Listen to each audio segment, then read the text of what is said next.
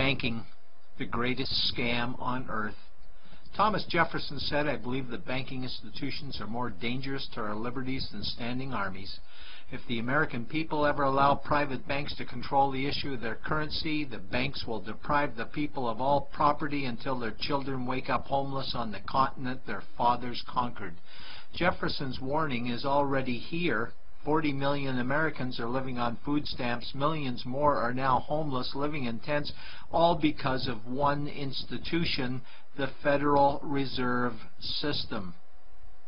The Federal Reserve is a group of private bankers who have stolen the money creation process from the American people. Most people still believe the Fed is an agency of the government working in our best interests. It is not. There is no greater form of evil in the world today, so let's explore the banking scam. None of us have ever been taught anything about money. The reason is to prevent us from learning the truth that money is a trick and money is a trap. When solving any crime, there's a universal truth: follow the money, but with the banking scam, follow it backwards. Where does money come from? The world's money supply is always growing. Where does all the new money keep coming from? Money comes from privately controlled global banks like the Federal Reserve System. They create money every day, which increases the world's money supply. Because all banks are either owned or controlled by private bankers, the real question is, how do private bankers create new money? And the answer is they create it out of thin air. Bankers create money out of nothing. They make it up. It is a fiction. Wow. Godlike power to create something of value out of nothing. A stroke of a keyboard and money is created. In fact, only 3% of the world's money is even in the form of bills and coins, which means 97% of all money in the world is just numbers typed on a computer screen. This is part one of the banking scam. Money is created out of nothing. The second part of the scam is this phony money is issued as debt. What is debt exactly? Well, when you consider we work our whole lives to pay it off, you could say debt is slavery. But whose debt is this phony money? It's our debt, all of it.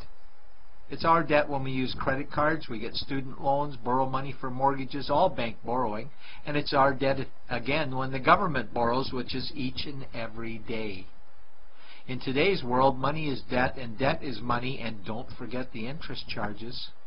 Money equals debt and debt equals slavery, therefore money equals slavery. Our monetary system is a carefully concealed system of slavery. Why? Because our government can create the same money for free with no interest charges, just like they used to, as the Founding Fathers designed it inside the United States Constitution for our protection against private bankers. The third part of the banking scam is very evil.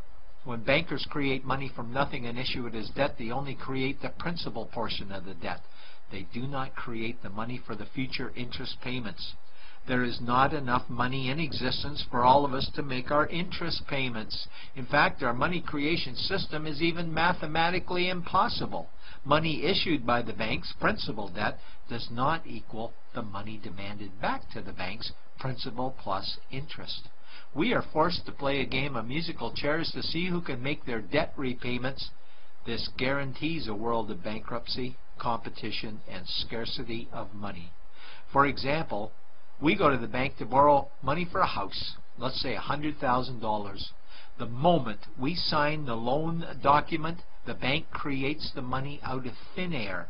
A $100,000 debit gets registered for us and a $100,000 secured credit for them.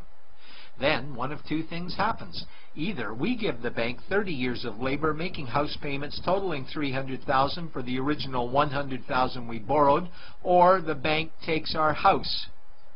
The bankers get either our labor for life or our house, and often they get both, all from money created out of thin air and issued as debt, for money made out of nothing. This is why all the bankers end up with all the assets. The fourth part of the banking scam is inflation. People think inflation is prices and costs increase. A better answer might be the value of our money always goes down. Inflation is created every time the central banks print money, which is every day. Where does all this new money get its value? The answer is it steals its value from the existing money supply, where our savings are. Our savings are disappearing because of the new money they're printing. If money creation was in balance with goods and services, there would be no inflation. Prices would stay the same. But the reality is banks always print money, driving prices ever higher, which steals the value of our savings, making them disappear. Since the private bankers created the private Federal Reserve in 1913, the United States dollar has lost 97 cents in purchasing power.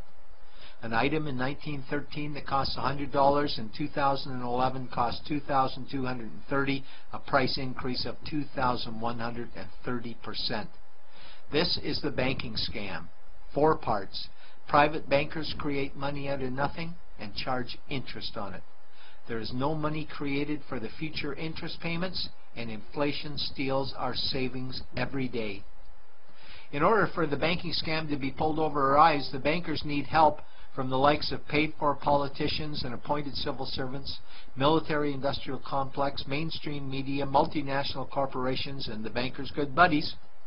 For example, what do our banker-controlled television networks say about criminal bankers? Oh, bankers are our saviors. Chairman is man of the year. He saved the world. Bankers really do deserve their bonuses. They're so smart. And what do our banker-owned G20 politicians say we need to do?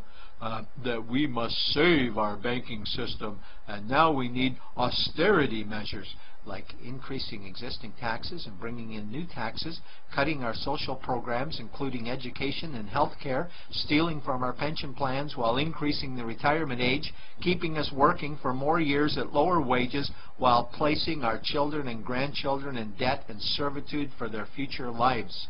We are being lied to that we must go deeper in debt for bailouts, stimulus packages, quantitative easing, saving the too big to fail banks, credit easing, currency interventions, all names that mean the same thing, more debt to us. Is it not strange that the solution to too much debt is always more debt to us? And where is all this money going? It's going to the banks and to the bankers. They are stealing our money right now. 0.1% of the world's population owns 2/3 of the world's wealth.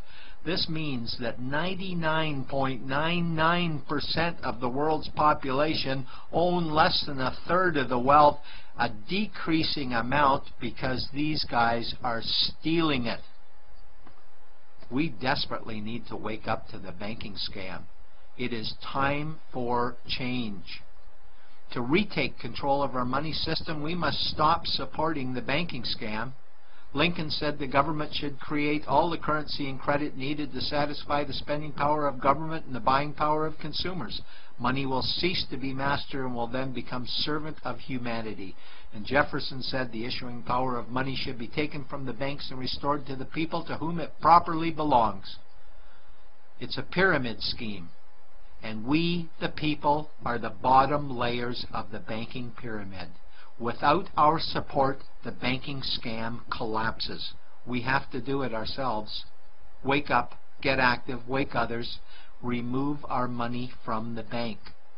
Buy gold and silver coins, get out of debt, rip up your credit cards. These actions will bring down the banking scam. Only vote for politicians who support debt-free money, or run for office yourself, and turn off mainstream media to search for the truth while you still can. And support every effort to end the Federal Reserve System and all the privately owned central banks. Let's bring these criminals to justice to get our money and our countries back before it's too late.